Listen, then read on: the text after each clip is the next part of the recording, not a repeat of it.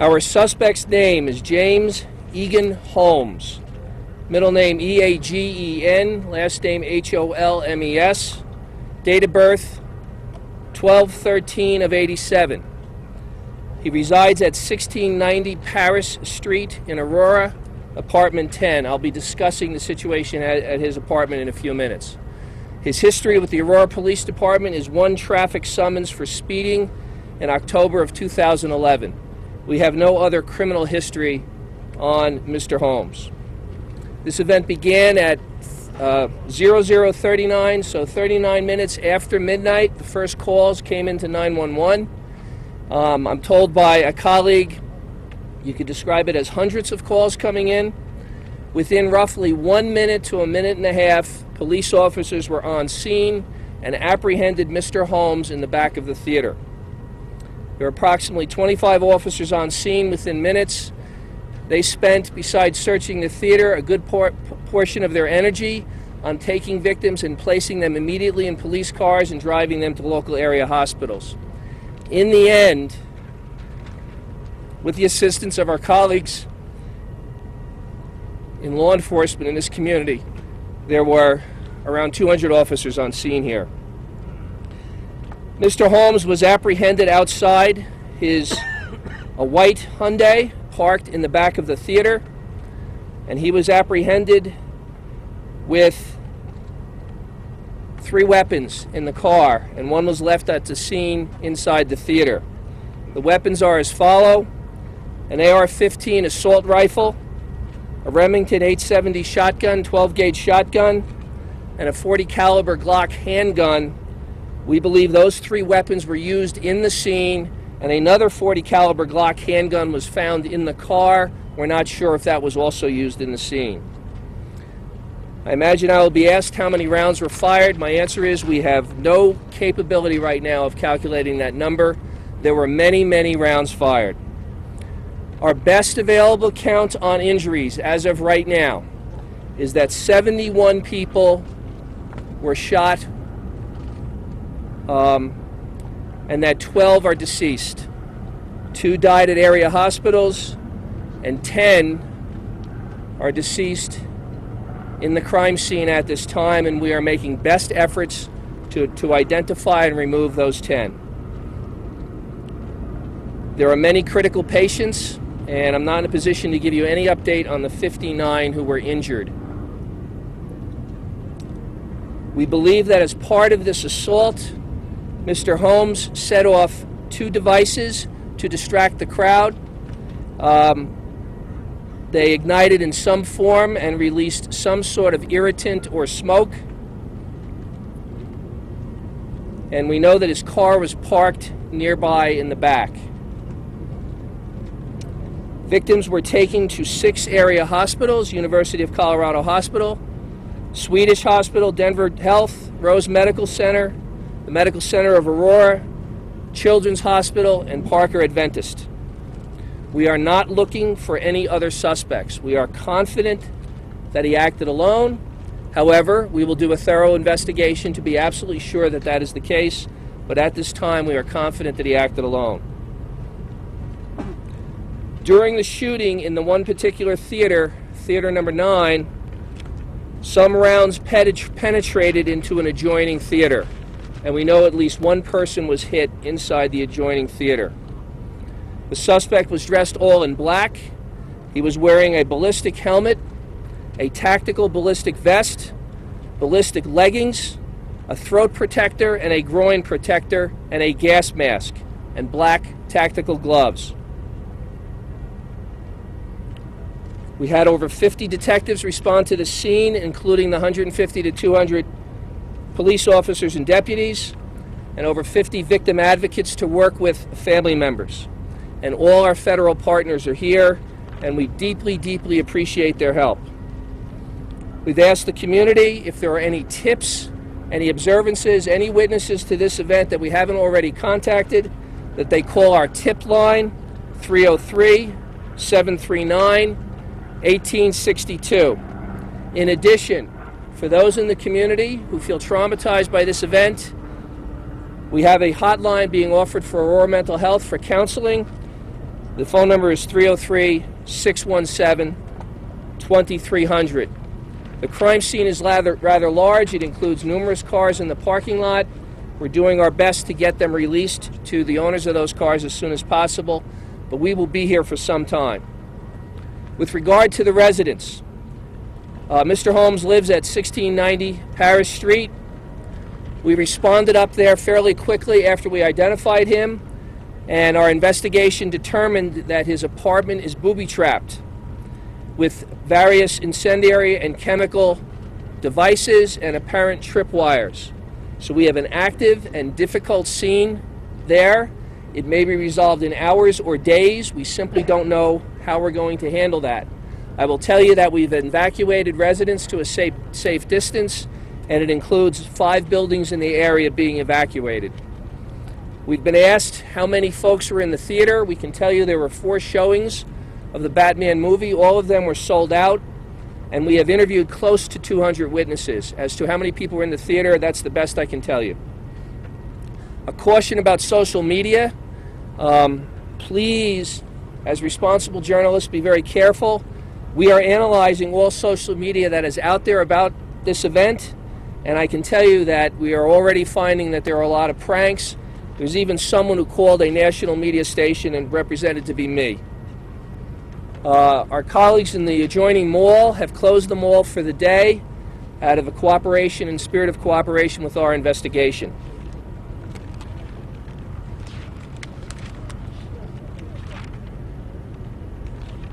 With that, I'd like to introduce District Attorney Carol Chambers to make a few remarks. And after she makes some remarks, Special Agent in Charge Yacone will make some remarks, and then I will take some questions. Good morning. I first want to emphasize what a tremendous response there has been from law enforcement and especially from the Aurora Police Department to this incident. I want to thank the U.S. Attorney's Office and the Attorney General's Office for their support. With this many victims, we have 2 concerns. One is providing information that they need and providing resources that they need. We will, at this point in time, victims should be contacting the Aurora Police Department, and they should be looking for resources on the Aurora Police Department website. As the case goes to court next week, they can contact. We have set up a contact email account so that we can get information out as quickly as possible. We also have resources available on our website. And I want to say that the Aurora Mental Health Center has agreed to stay open 24 hours a day for this weekend. If people may feel fine now and they may have a problem tomorrow, they may have a problem next week, they may have a problem several months down the line, but they should seek some counseling or resources if they've been victims. It's to be expected. If there are financial issues, that should not stop them. They should contact us for financial resources. So we want to make sure we are getting out whatever our victims in this case need. So with that, I'll turn it over to Special Agent. Good afternoon. I just want to re-emphasize what Chief Oates has already talked about. We've had a very tightly integrated investigative response. The FBI currently has approximately 100 folks on scene, closely integrated with the Aurora Police Department, as do other federal agencies. So the ATF as well is here in force with more than 25 folks. We are working on interviews.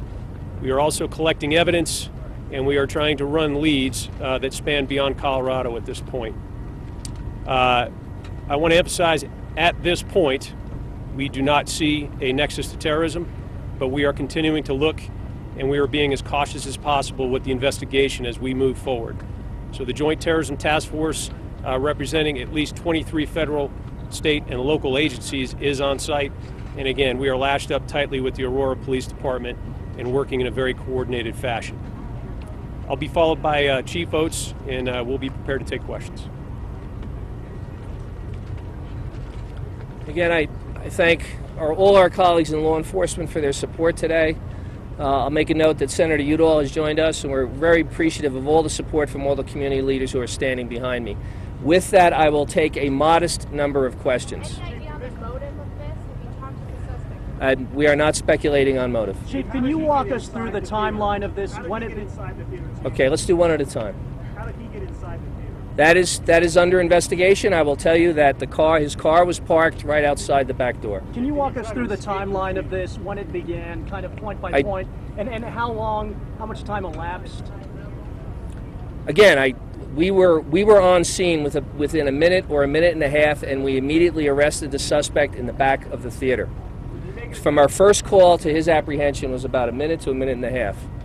Chief, you have people inside the theater habitually, off-duty police officers working the theater. Were they on scene? We often have off-duty police officers working at this theater. They were not working there that night, but as I said, the response was very rapid. Have you heard suggestion? Making an attempt to get away? He surrendered without any significant incident to our officers. Why did you choose Batman? I'm sorry? Why did you choose Batman? I'm not going to get into why he did what he did. We simply that's not something we're prepared to discuss. Yes, sir. Just a couple of questions. Have you heard one suggestion that he was dressed as Batman? I'm sorry? Have you heard a suggestion that he was dressed as a Joker? No, he was dressed as I described. We wouldn't. That's not something we would discuss in this setting. Can you tell me what primary weapon he used to fire at people? Of the 4 weapons you described, one of them being in the car. There's pretty significant evidence that he used the AR-15 within the theater, the shotgun within the theater, and a .40 caliber Glock.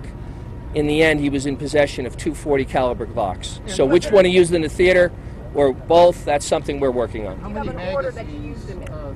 That we're simply not prepared to tell you how many magazines. There is an awful lot of forensic and ballistic evidence. We will be in the theater for quite some time working that crime scene through. So we're not in a position to share that with you.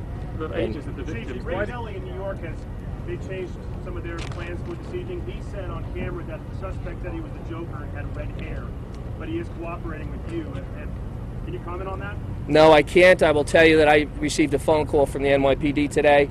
I used to work for that agency, and I discussed the matter with them, but beyond that, I have nothing to say about that. Do you have the right to have those weapons legally? I know we're working up an investigation of those weapons, but I don't know what their legal status is. We have the assistance of alcohol, tobacco, and firearms in that workup, and we'll see where that goes. But that's something that I'm not prepared to talk about right now. Did anybody else?